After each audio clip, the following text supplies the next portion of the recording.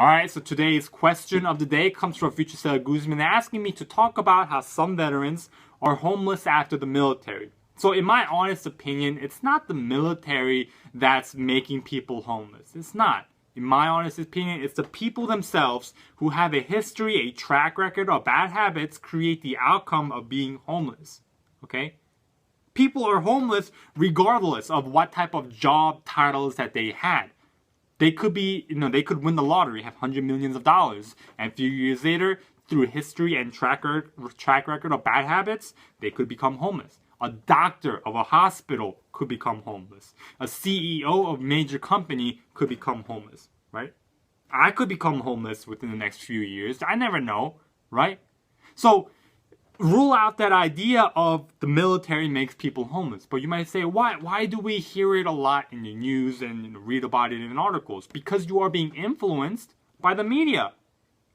You're being influenced by the media. The media understand, these news networks understand, if they put the title, homeless person found living under a bridge, not a lot of people care. I see that almost all the time, right? It's not that far from me. There are homeless people living under a bridge. But if the news stations put in a title, homeless veteran who served in Iraq found living on the bridge, then more people will pay attention to it, right? Why? Because there are people that are veterans, there are people that are currently serving, there are people that have a family member that's in the military, so it relates to more people and it hits them at home. So emotional bias, appealing to them in emotion base, right? So rule out that idea of, oh, the military makes people homeless. It's not, okay? Throw that idea out. People become homeless regardless. So bringing back the question, it's the people themselves with a history, a track record of bad habits. So assuming that their health is okay, they can think mentally, right? You might say, well, what if they're disabled? They don't have an arm. Yeah, some people use that as an excuse and have a sense of feel of entitlement and say, hey, give me free things. I lost an arm for this country. But some people that I know, okay, I'm not saying that's bad, but I'm saying there are people that I know who lost an arm, who lost a leg, but are still contributing to normal society. So what's the difference? And in my opinion, in my honest opinion, like I said, it's the bad habits. You look at all the people who are homeless and you put them side by side in comparison. Like, a few days ago, I talked to a homeless person, right? He asked me for money and I made a video, should you give money to the homeless? He briefly, as I met him, he gave me his story. Yeah, I stabbed the person, I went to jail, I got in fights, and I have a lot of medical bills, right? So he has a history of poor habits. There are people who are excessive drinkers. There are people who are gamblers. There are people that, buy a lot of materialistic possession, and over time it decreases in value and they're left with nothing and they live paycheck to paycheck, right?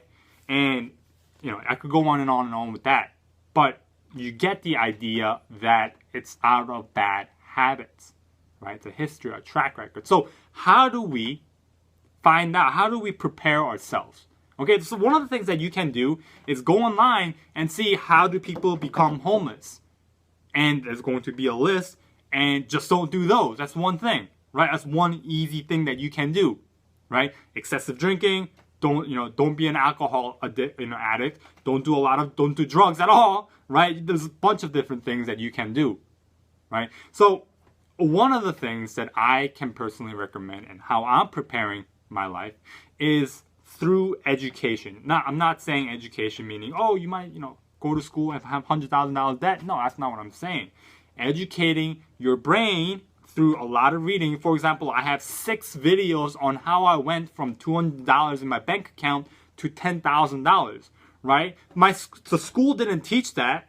When I was in high school and in college, they didn't teach those courses at all, right? I had to learn that by myself through reading books. I read about 4 books on finances, and I took 1 class in high school in how to set up Excel spreadsheets, right? So I learned all that through self-education.